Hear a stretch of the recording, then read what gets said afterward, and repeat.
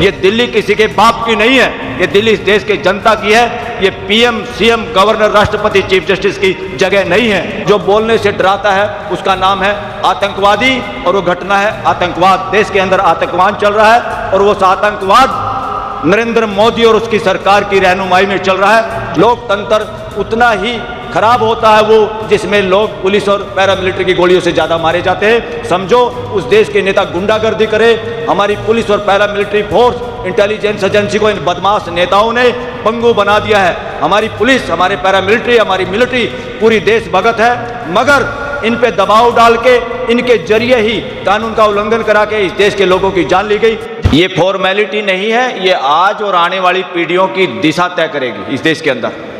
इसका कारण क्या? जब सरकारें किसी को मान सम्मान देती हैं तो देश की जनता उसको अपना मान सम्मान समझकर आराम से बैठती है, देखती है। मगर यहां पे जिसकी जिम्मेदारी थी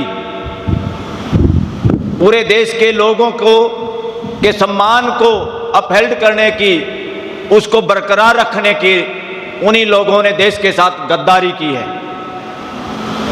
वो देश के गद्दार हैं और जिनकी वजह से इस देश में बोलने की आज़ादी कम हुई है, बोलने से लोग डरे हैं, वो इस देश के आतंकवादी हैं और ऐसे आतंकवादी सरकार में बैठे हुए हैं।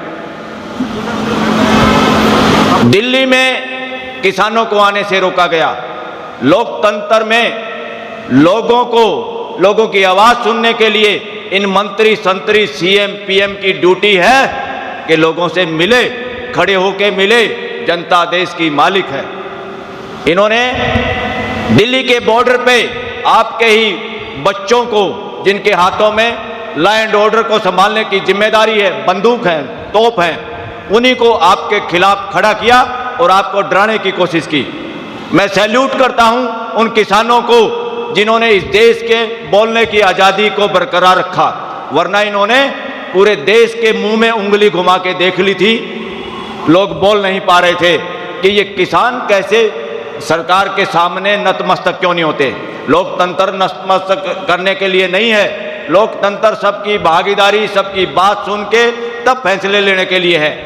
साथियों, आज़ादी के बाद देश में ना राजा है ना किसी का राज है, सिर्फ और सिर्फ संविधान की व्यवस्था है और कानून की व्यवस्था है। कुछ लोग, वकील भी, पुलिस वाले भी, जज एक बेवकूफ़ी करते हैं कि रूल ऑफ लॉ नहीं, रूल का मतलब डंडा, कानून का भी डंडा नहीं, आदमी का भी डंडा नहीं। संविधान की व्यवस्था, कानून की व्यवस्था इस देश के लिए बनी है और ये देश का संविधान किसी को नेता बनाने के लिए, सरकार में बिठाने के लिए नहीं बना है। इस देश का संविधान अपने जनप्रतिनिधियों के जरिए देश में बेहतर से बेहतर मानवीय व्यवस्था बनाने के लिए बना है। बलात्कार और बिना परिवार वालों की सहमति, हमारे समाज के बहन बेटियों को के साथ बलात्कार हुआ और उनको शमशान घाट उनके जला भी दिया गया, उनका संस्कार कर दिया बिना परिवार के। जो हिंदू रीति रिवाज, हिंदू संस्कार के ठेकेदार हैं, उन्होंने किया। तो इसलिए हम इसकी भर्त्सना भी करते हैं अपने उन सब बहन बेटियां जो इस देश में बलात्कार की शिकार हुई और मारी गई, उन सबको जिनको प्रोटेक्शन नहीं दे पाई सरकार और सिस्टम, क्योंकि व्यवस्था नहीं है। देश में धींगा मुश्ती चल रही है, गुंडागर्दी चल रही है, लटका राज चल रहा है और लोगों की आवाज़ दबाने की कोशिश है। अगर आपका पीएम, आपका गृह मंत्री ही बदमाशी करे, देश के साथ गद्दारी करे, इस देश में न्यायिक व्यवस्था, कानून की व्यवस्था तभी मानी जाएगी जब भ्रष्ट नेता, भ्रष्ट पीएम, भ्रष्ट सीएम, भ्रष्ट चीफ जस्टिस या भ्रष्ट गृह मंत्री, उसको भी हमारे देश की पुलिस गिरफ्तार कर पाएगी। उस दिन इस देश में कानून की व्यवस्था होगी। SC ST कानून को जब सुप्रीम कोर्ट ने कमजोर करने की कोशिश की तो हमारे SC ST के समाज के लोगों ने सड़कों पे खड़े होके उस सुप्रीम कोर्ट के फैसले को ठोकर मारने का काम किया, क्योंकि देश की जनता सबसे बड़ी सुप्रीम कोर्ट है। उस कानून को पुनर्मजबूत बनाए रखने के लिए काम किया। उसमें बहुत साथी शहीद हुए, उन शहीदों को भी आज श्रद्धांजलि हम देंगे। पुलवामा, पहलगाम, पुलवामा के शहीद जो इस देश में हुए, जो धोखे के साथ मारे गए, आज तक ये नहीं पता वो आतंकवादियों ने मारे थे या सरकार ने मरवाए थे।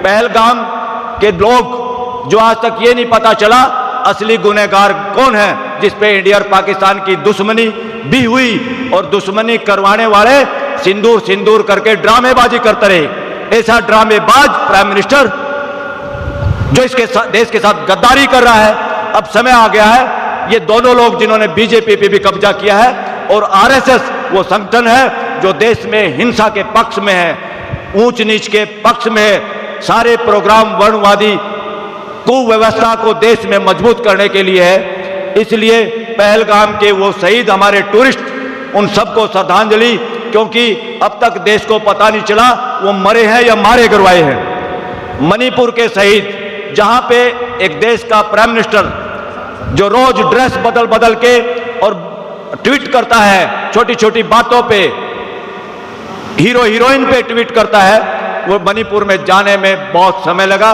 और जब गया तो ऐसे गया जैसे चोर जाता है और उसी तरह से उसका व्यवहार, उसकी शक्ल आप देखेंगे किनसे बात की और कैसे बात की। उन मणिपुर के शहीदों को जो सरकार की बेवकूफी की वजह से मारे गए, आदिवासियों को, आदिवासी स्पेशल आए हैं यहाँ पे 25-30 साथी महाराष्ट्र और मध्य प्रदेश से, ट्रेन से आए बेचारे सवेरे सवेरे, देश में जल जंगल जमीन की लड़ाई के लिए जिन्होंने जान दी। एक एक गांव में 20-20, 50-50 लाशें और समाधि बनी हुई है हर एक गांव में। छत्तीसगढ़ में जो आदिवासी इलाका है उसको देख के रूह कांप जाती है। इस देश का एक भी आदमी, एक भी जवान ना आतंकवादी है, ना नक्सलवादी है, ना कोई देशद्रोही है। ये सारे के सारे सबद बदमाश सरकारों में बैठे हुए वो नेतागण जो अपनी सत्ता वोट चोरी से, भ्रष्टाचार से डरा के बड़े रहना चाहते हैं, जो जनप्रतिनिधि लोकतंत्र के अंदर जिम्मेदारी के साथ होते हैं, राज करने के लिए नहीं। लखीमपुर खीरी जहाँ एक मुस्टंडे मंत्री ने, एक बदमाश मंत्री ने जिसका इस्तीफा होना चाहिए था, उस मुस्टंडे बदमाश आदमी ने अपने बेटे के जरिए हिम्मत की लोगों पे गाड़ी चढ़ाने की और पत्रकार भी मारे गए। अंदाजा लगाओ, ये है वर्णवाद, ये है मनुवाद, जो बोलने वाले को मारना चाहता है, जो अपने आप को बड़ा दिखाना चाहता है, जो शोषण पे आधारित है, जो जिसके दिमाग में खुरापात है, जो हिंसा के जरिए देश के लोगों को जाति पाति और रिलीजन में बांटना चाहता है। साथियों, इसलिए लखीमपुर खीरी के भी शहीदों को श्रद्धांजलि देंगे। शुभकरण एक युवा जिसको चोरों की तरह से मारा गया पंजाब के बॉर्डर पे, उसके माँ बाप उम्मीद कर रहे होंगे, समाज उम्मीद कर रहा होगा कैसे न्याय मिलेगा। जो लोग पुलिस या पैरामिलिट्री की गोली से मारे जाते हैं वो इस देश में राष्ट्रीय अपराध के शिकार हैं। लोकतंत्र में लोगों को मारा नहीं जाता, लोकतंत्र में लोगों की आवाज सुनी जाती है, संवाद किया जाता है। सड़कों पे लोग तभी आते हैं जब देश की हाई कोर्ट और सुप्रीम कोर्ट न्याय नहीं कर पाती, अपनी ड्यूटी नहीं कर पाती, इसलिए लोगों को न्याय के लिए खुद सुप्रीम कोर्ट बनना पड़ता है, खुद सरकार और ब्यूरोक्रेसी बनना पड़ता है। तो साथियों, शुभकर्ण को भी हम श्रद्धांजलि देंगे। अल्पसंख्यक लोग मुसलमान करके, क्रिश्चियन करके, किसी के साथ भी नाइंसाफी करके देश के अंदर देशभक्ति का चाशनी लगा के ये देश के ठेकेदार, इन्होंने देश के बहुत बहन भाइयों को मारा है, पुलिस के जरिए मरवाया है। देश में लोकतंत्र लोगों की जान बचाने के लिए है, सबसे पहले चेतावनी देनी होती है, फिर आंसू गैस छोड़ने होते हैं, फिर थोड़ा बहुत हल्का डंडे का उपयोग किया जाए या रबड़ की गोली का उपयोग किया जाए। इन शाहीन बाग के नाम पे भी हमारे देश के बच्चे लोग शहीद हुए हैं, उन शहीदों को भी श्रद्धांजलि हम देंगे। और साथियों, यही बदमाशी इन्होंने ले के अंदर, ले में 4-5 जवानों को सीधी गोली मारी गई। मैं कह रहा हूं ये राष्ट्रीय अपराध है, देश को एक कानून की जरूरत है, राष्ट्रीय अपराध अधिनियम। राष्ट्रीय अपराध कौन करते हैं? जो सरकार में बैठे हुए पुलिस के जरिए, पैरामिलिट्री के जरिए, फौज के जरिए, कानून के जरिए अपने देश के लोगों की आवाज़ दबाना चाहते हैं, जो बोलते हैं उनको मरवाया जाता है, ऐसे लोग हैं राष्ट्रीय अपराधी। ये आतंकवादियों से भी बड़े अपराधी हैं। इसके लिए कानून नई सरकार को लाना होगा। हम कानून का प्रारूप हमने तैयार किया हुआ है, उस कानून का प्रारूप हम नेताओं को, पॉलिटिकल लोगों को देंगे। साथियों, इसलिए लद्दाख के युवाओं को भी श्रद्धांजलि देंगे और देश के बहुत सारे बेनामी लोग जो कहीं ना कहीं अन्याय के खिलाफ लड़ते हुए जिनकी जान गई है, जान ली गई है, इसलिए सबसे ज्यादा जान लेने वाला कोई अपराधी है तो आज की सरकार है। इसलिए देश में बोलने का इंडेक्स सबसे कम हुआ है। जब बोलने से डरते हैं और जो बोलने से डराता है उसका नाम है आतंकवादी, और वो घटना है आतंकवाद। देश के अंदर आतंकवाद चल रहा है और वो आतंकवाद नरेंद्र मोदी और उसकी सरकार की रहनुमाई में चल रहा है। जो अब हम सब 2 मिनट के लिए सब खड़े होंगे, दिल से श्रद्धांजलि देंगे। मीडिया कर्मी भाई, इस श्रद्धांजलि को पूरे देश के सामने दिखाइए कि देश देता है श्रद्धांजलि।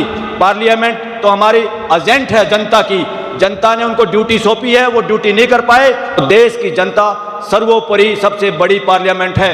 आज ये पार्लियामेंट शहीद किसानों को, सत्यपाल मलिक जी को, SC ST संघर्ष में मारे गए भाई बहनों को, बलात्कार में के शिकार बहनों को, मणिपुर के शहीदों को, आदिवासी शहीदों को, लखीमपुर खीरी के शहीदों को, किसान पत्रकार जो शहीद हुए, शुभकर्ण को, अल्पसंख्यक शहीद जितने भी देश में हुए हैं, मुसलमान हो, क्रिश्चियन हो, बुद्ध हो, कोई भी, और शाहीन बाग और ले के युवा शहीदों को, और भी जिनके नाम यहाँ नहीं लिए, देश में जो भी हमारी अपनी गोली से, हमारी अपनी व्यवस्था की गोली से मारा गया, उन सब को इस देश में श्रद्धांजलि। लोकतंत्र उतना ही खराब होता है वो जिसमें लोग पुलिस और पैरामिलिट्री की गोलियों से ज़्यादा मारे जाते हैं। समझो उस देश के नेता गुंडागर्दी करे, हमारी पुलिस और पैरामिलिट्री फोर्स, इंटेलिजेंस एजेंसी को इन बदमाश नेताओं ने पंगु बना दिया है। हमारी पुलिस, हमारे पैरामिलिट्री, हमारी मिलिट्री पूरी देशभगत है, मगर इन पे दबाव डाल के, इनके जरिए ही कानून का उल्लंघन करा के इस देश के लोगों की जान ली गई। जिनकी भी जान ली गई